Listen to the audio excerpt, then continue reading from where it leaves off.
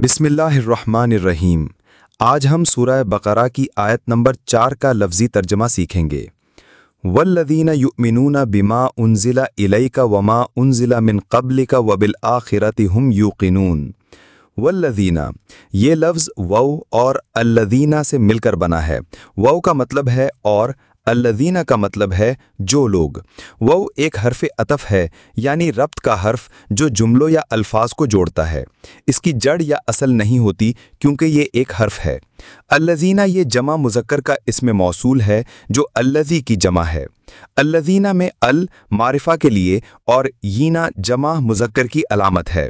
इस तरह वल्लज़ीना का मानी हुआ और वो लोग जो।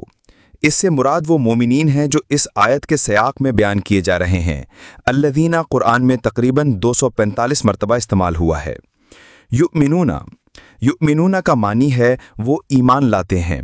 ईमान से मुराद दिल से तस्दीक करना, ज़बान से इकरार करना और अमल से इसकी तस्दीक करना है। युमिनूना के शुरू में आने वाला या फ़ेल मुज़ारे की अलामत है और आखिर में वाव नून जमा की अलामत है। लफ्ज़ युमिनूना कुरान में तकरीबन 45 मरतबा आया है। बिमा, बिमा बी और माँ से मिलकर बना है। बी हर्फ जर है, इसका मतलब है के साथ, और माँ इसमें मौसूल है और इसका मतलब है जो। इस तरह बिमा का मतलब हुआ उसके साथ जो।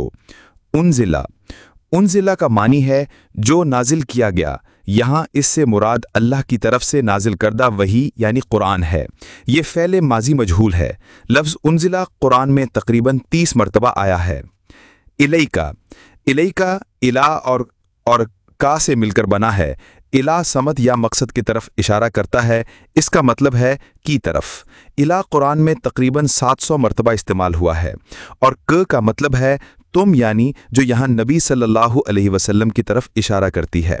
इलैका का मुकम्मल मानी है तुम्हारी तरफ, यानी वही जो नबी सल्लल्लाहु अलैहि वसल्लम पर नाजिल हुई। वमा, वमा वौ प्लस माँ से मिलकर बना है। वौ का मतलब है और माँ का मतलब है जो। इस तरह वमा का मुकम्मल मतलब हुआ और जो। उन्जिला, उन्जिला दोबारा आया है। उन्जिला का मानी है जो नाजिल किया गया। यहाँ इससे मुराद अल्लाह की तरफ से नाजिल करदा वही यानी कुरान है। ये फ़ेल माजी मजहूल है। लफ्ज़ उन्जिला कुरान में तकरीबन 30 मरतबा आया है। मिन क़ब्लिका, मिन हर्फ जर है और इसका मतलब है से या में से। क़ब्लिका लफ्ज़ क़ब्ली और क से मिलकर बना है। क़ब्लिका का मतलब है पहले, क का मतलब है तुम। क ज़मीरा है जो नबी सल्लल्लाहु अलैहि वसल्लम की तरफ इशारा करती है। क़ब्लिका का मुकम्मल मानी है तुम से पहले, यानी नबी सल्लल्लाहु अलैहि वसल्लम से पहले के अंबिया पर नाजिल होने वाली वही। क़ब्ल लफ्ज़ कुरान में तकरीबन 40 मरतबा और क़ब्लिका तकरीबन 10 मरतबा। वबिल आखिरती, वबिल आखिरती वौ बी अल और आखिरती से मिलकर बना है। वौ हर्फ अतफ़ और इसका मतलब है और, जो दो चीज़ों को आपस में जोड़ने के लिए आता है। बी हर्फ जर है, इसका मतलब है पर के साथ। अल मारिफा के लिए। आखिरती का मानी है आखिरत। आखिरत से मुराद क़यामत, जन्नत और जहन्नम है। कुरान में अल आखिरती तकरीबन 115 मरतबा इस्तेमाल हुआ है। हम ज़मीर मुनफसिल है और इसके मानी है वो।